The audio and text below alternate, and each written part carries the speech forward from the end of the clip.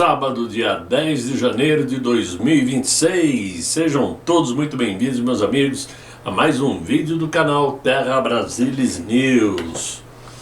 Olha só, chegou um momento tão decisivo para o atual governo, que está caído em escândalos, em que o acordo entre a União Europeia e o Mercosul, como foi anunciado ontem com todos os festejos da imprensa consorciada, deixou de ser tratado como uma política de Estado ou um acordo comercial em dois grupos de interesse e passou a funcionar como um instrumento de reposicionamento pessoal do atual mandatário brasileiro.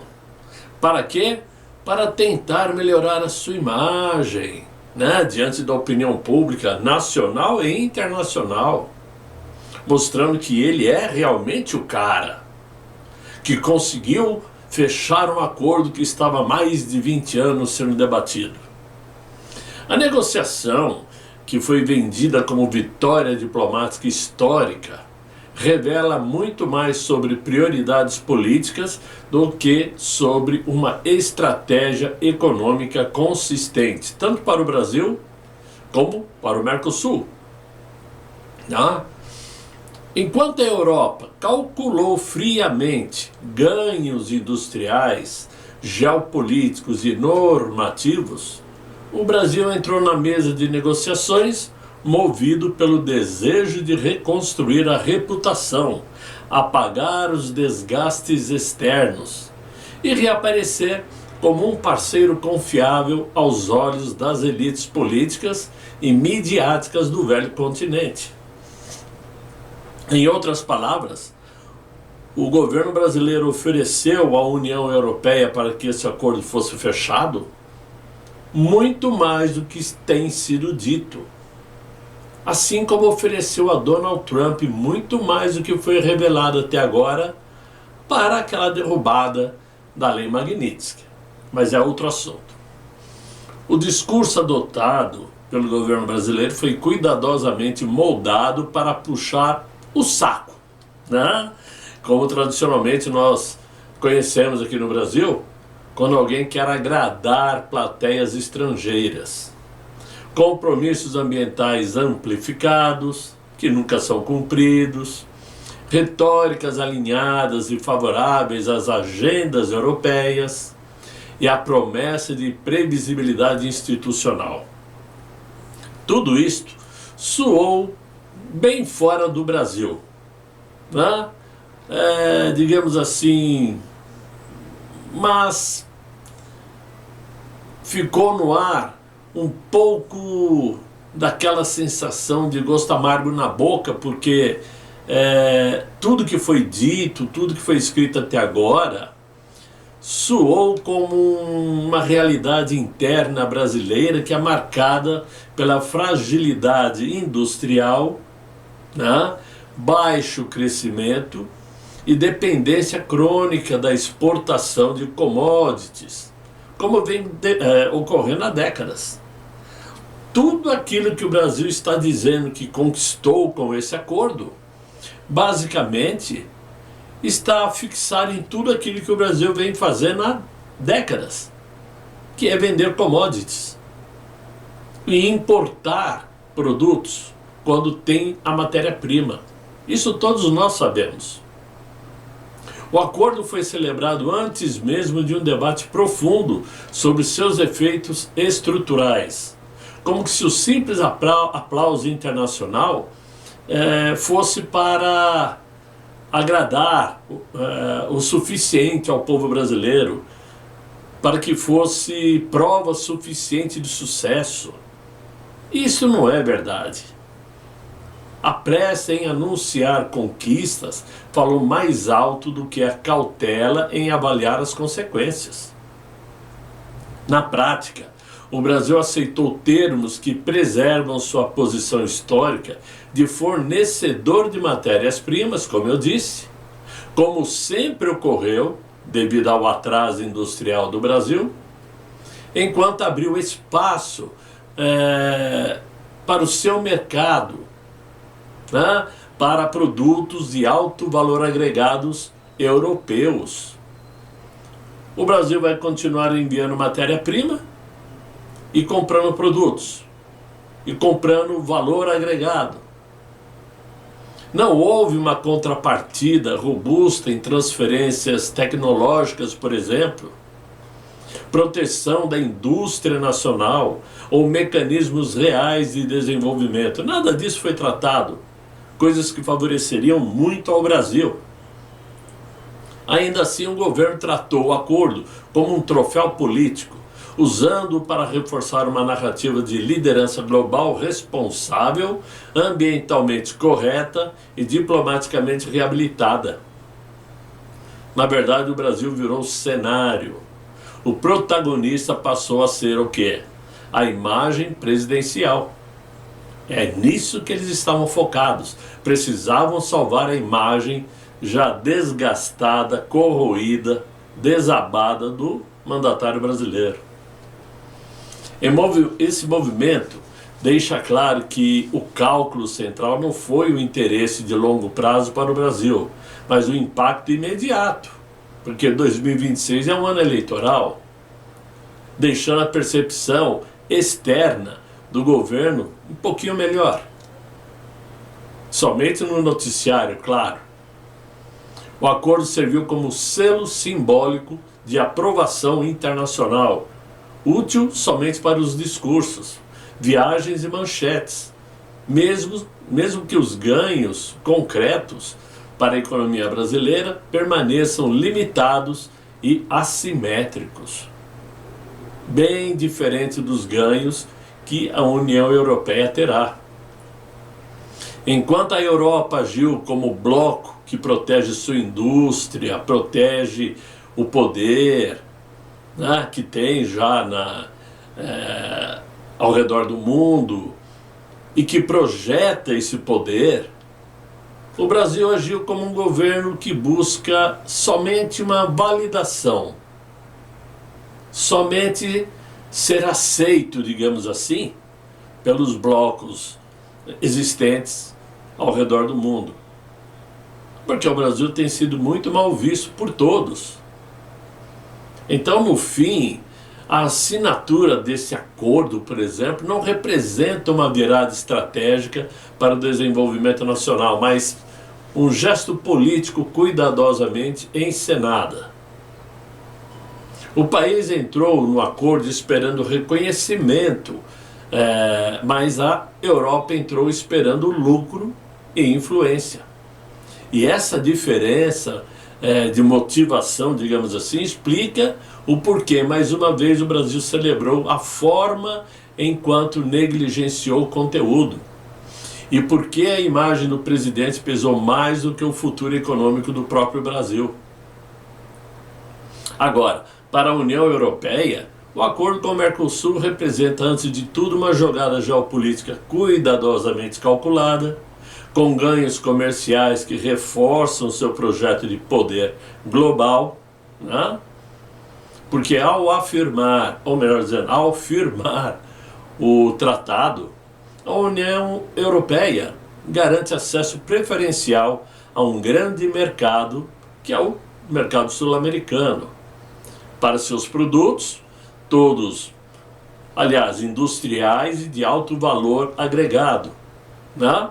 Especialmente os automóveis, máquinas, fármacos e tecnologia, reduzindo assim tarifas e ampliando a presença de suas empresas em setores estratégicos. Ou seja, a União Europeia ganhou um mercado novo, sul-americano, onde vai poder negociar de igual para igual, entre aspas, né? Porque a vantagem sempre vai ser para eles, mas de igual para igual no sentido tarifário. Ao mesmo tempo, para a Europa, eles asseguram fornecimento estáveis de alimentos, energia e matérias-primas essenciais para a sua segurança econômica. Eu só quero ver se os preços dos automóveis europeus e dos remédios cairão aqui no Brasil. se nós iremos nas farmácias e encontrarmos remédios mais baratos, se nós pudermos ir em uma loja comprar um veículo europeu e o preço for bem mais barato. Quero só ver se isso vai acontecer. Eu vou adiantar, duvido. Vai ficar mais barato para o Brasil importar, mas o preço de venda vai ser o mesmo. Vai aumentar ao lucro. Simples assim. Porém, o aspecto mais relevante nesse acordo para a União Europeia é geopolítico. O acordo funciona como um contrapeso direto à expansão da China na América do Sul, limitando a influência chinesa sobre cadeias produtivas, infraestrutura e financiamento na região. Também serve como instrumento de autonomia estratégica frente aos Estados Unidos, permitindo à União Europeia diversificar parceiros e diminuir vulnerabilidades num cenário internacional cada vez mais instável, digamos assim. Ao aproximar-se do Mercosul, a Europa amplia sua zona de influência política, econômica e regulatória, projetando seus padrões ambientais, sanitários e institucionais para além de suas fronteiras. E provavelmente veremos nos próximos dias alguma reação de Donald Trump diante o fechamento desse acordo. Vamos aguardar. Agora, mudando de assunto, eu quero falar sobre algo que pelo menos a mim vem incomodando há algum tempo. Claro que nós discutimos aqui e comentamos muito o papel dos parlamentares brasileiros. O que eles fazem de bom para nós como população, né? Mas eu quero falar especialmente do papel que está sendo desempenhado pelo deputado Nicolas Ferreira.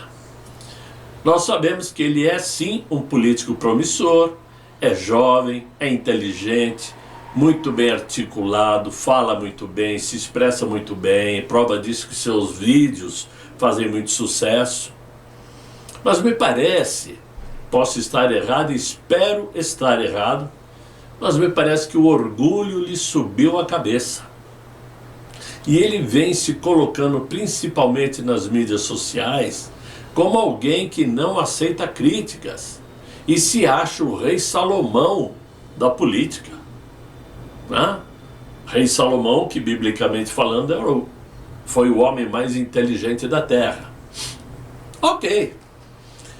Eu não vejo Nicolas Ferreira, por exemplo, brigando por Jair Bolsonaro. Às vezes é uma notinha aqui, uma notinha ali, mas sempre embiasado, né? Eu não o vejo fazendo vigília na porta da Superintendência da Polícia Federal. Não o vejo fazendo posts para apoiar a soltura de Jair Bolsonaro. Mas vejo constantemente ele debatendo suas ideias de forma arrogante, inclusive. E eu quero destacar um post que ele fez ontem ou anteontem, que é esse que vocês estão vendo aí na tela. Como vocês estão vendo, quer dizer que ele, Nicolas Ferreira, concordou com a bobagem, a meu ver, do que escreveu o príncipe, né, Luiz Felipe Orleans e Bragança. O comum entre os dois é que o fim de um regime ditatorial não é por via das instituições. É isso mesmo? Não é por via das instituições? Muito bem. Claro que nós sabemos que, politicamente falando e constitucionalmente falando, hoje em dia, quem resolve tudo é o Supremo e ponto final. As instituições foram resumidas a uma única, Supremo Tribunal Federal. Mas além disto, digamos assim, nessa resposta que o Nicolas Ferreira deu ao post do príncipe Luiz Felipe, ele indiretamente está nos chamando de otário, mandando colarmos na testa a opinião do príncipe, como se fôssemos otários, como se não tivéssemos direito a uma opinião própria. Ok. Então eu quero fazer uma pergunta: para que servem as instituições se lá no Legislativo, por exemplo, vocês não aprovam nada que diga respeito ao bem dos brasileiros? O que nós vemos no Legislativo, que é quem cria as leis, quem cria as normas para o Brasil, porque o Supremo só tem, constitucionalmente falando, o direito de verificar se aquela lei aprovada interfere ou não na Constituição. Era assim antigamente, já não é mais, claro. Muito bem, mas o Legislativo não cria nada que nos favoreça. Vocês do Legislativo só debatem sobre presidências de comissões, sobre as divisões de cotas parlamentares, sobre aberturas de CPIs, parlamentares nas comissões de ética, mas nunca discutem propor em lei, por exemplo, o valor de um salário mínimo, deixa simplesmente o presidente decidir o ponto final, né? Vocês não decidem o aumento do salário mínimo como decidem o aumento dos próprios salários. Não vejo vocês votando lei de proteção ao cidadão comum, como, por exemplo, a diminuição da idade penal para os de menores, né? Não vejo vocês discutindo o fim de saidinhas dos prisioneiros, construções de escolas, hospitais, etc. Então, para que vocês servem, eu pergunto? Se você, Nicolas Ferreira, como já escreveu em posts aí que atingiram o limite de vocês, se vocês possuem medo de enfrentar o judiciário, como é nítido e notório, então abandonem os cargos, peçam para sair, vão procurar outros empregos, mas aí não dá, não é mesmo?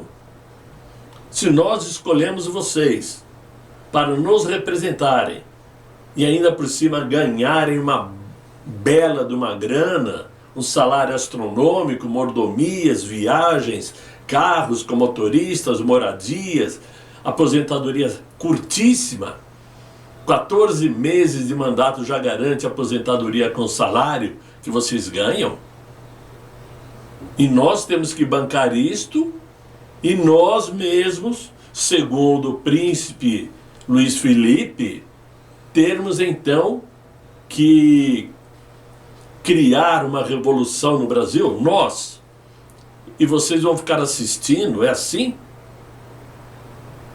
Vocês agora vão cruzar os braços e esperar que os Estados Unidos, por exemplo, venham derrubar o governo do Brasil? Agora, essa segunda opção, né, que o povo de o povo fazer um levante, se essa é a melhor opção, então tenham a coragem dos verdadeiros homens de verdade para puxarem o cordão, promoverem o levante, se é que esse é o único caminho. Eu creio que se vocês não tivessem rabos presos, como a grande maioria tem,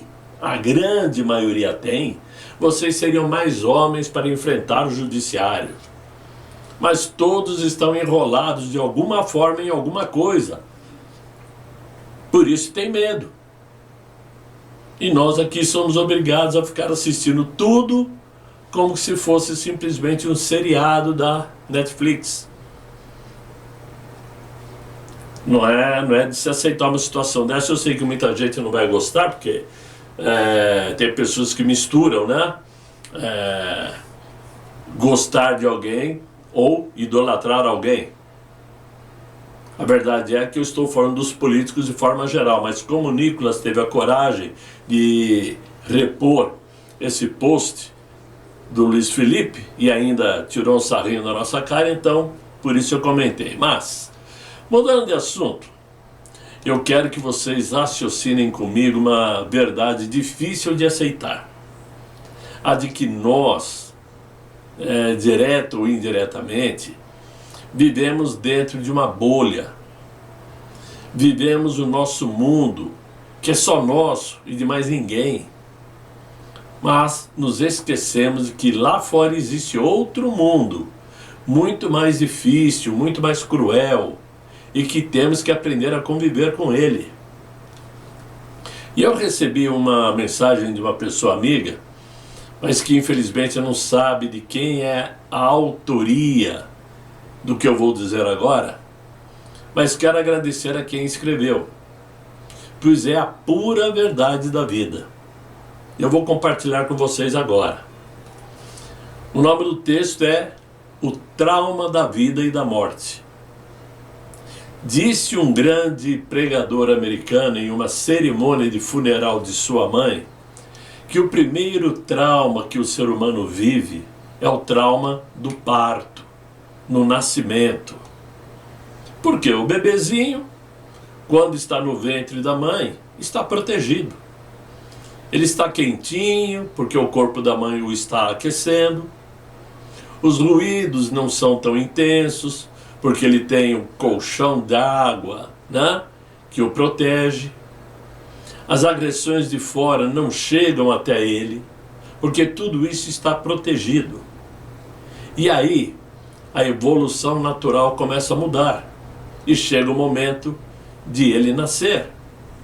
E de repente, ele é obrigado a sair, porque é o que quer a natureza. Mas quando ele sai, é horrível. Ele sente frio, ouve ruídos e se depara com uma claridade que nunca existia antes. Seu pulmão, que nunca funcionou, obrigatoriamente começa a ter que trabalhar. E é difícil para ele. Por isso ele chora. A psicologia diz que esse é o primeiro trauma do ser humano. E assim é a vida, onde às vezes estamos presos ao nosso mundinho, aconchegados e acomodados, achando que é tudo que existe. Mas tem muito mais lá fora. E quando nós temos que sair, nós esquecemos o que vivemos lá dentro, na barriga da mãe. E assim há de ser a eternidade a partir do momento que morrermos. Por isso, se você vive esse mundo só pensando no agora, no você, então você não entendeu nada, porque isso aqui vai passar.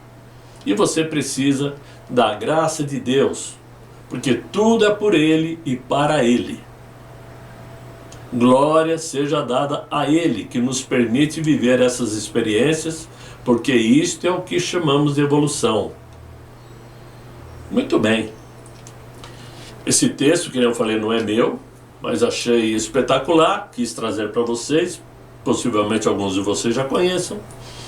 Mas o que eu quero dizer com isto?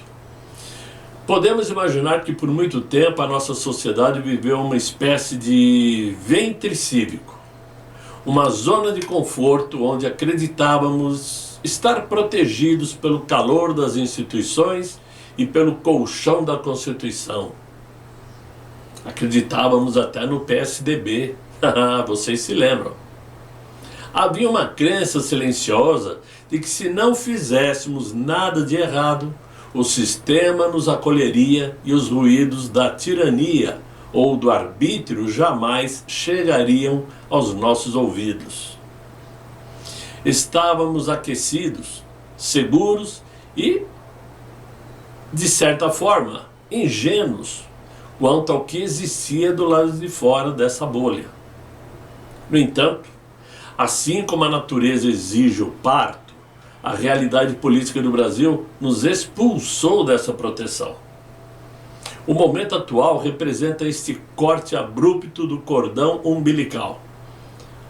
De repente, o cidadão se vê exposto ao frio da insegurança, principalmente insegurança jurídica, e a claridade cega de decisões que não consegue compreender ou aceitar.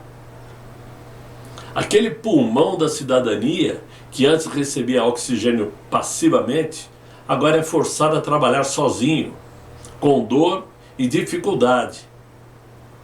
O choro que se ouve nas ruas e nas redes é o som de uma nação que sente seus direitos básicos arderem ao tentar respirar a liberdade pela primeira vez, sem a proteção automática do Estado. Esta analogia nos ensina que o trauma que vivemos é dolorosamente uma forma de evolução e despertar. Descobrimos que o nosso mundinho privado não era tudo que existia e que a realidade é muito mais vasta e perigosa daquilo que imaginávamos. Porém, olhar apenas para o sofrimento do agora é não entender o propósito da existência. Se a justiça dos homens falha e o sistema nos agride, resta a certeza de que esta passagem é transitória.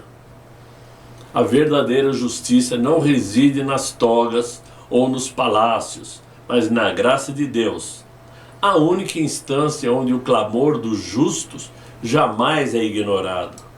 E não podemos nos esquecer disto. A partir do momento que nós ignoramos a existência de um ser como Deus, estamos renegando a nossa existência, né? E quando acreditamos, quando cremos, o clamor dos justos nunca é ignorado, transformando o que? Esse trauma presente em nossas vidas em uma fortaleza para a eternidade. A fé remove montanhas, temos que acreditar nisto. Quem não crê, quem não tem esperança, quem não tem fé, é porque já está do outro lado. Essa é a realidade. Por mais que seja dolorida e sofrida a nossa vida, não podemos parar. Temos que seguir adiante e acreditarmos que ainda é possível salvarmos o nosso Brasil. Há de surgir uma luz no fim do túnel para nos guiar, certamente. Ok, meus amigos? Era isso que eu tinha para vocês. Espero que vocês tenham gostado. Se não gostaram, me desculpem, né? Sinto muito, mas tentei fazer o melhor. Desejo que vocês curtam esse vídeo, deixem os likes, se inscrevam no canal se você ainda não se inscreveu, chamem os amigos para me acompanhar aqui no canal Terra Brasilis News e desejo a vocês um excelente final de sábado, muito bom descanso e até amanhã, se Deus quiser, e Ele há de querer. Fiquem todos muito bem, fiquem com Deus. Tchau, tchau. Terra Brasilis News.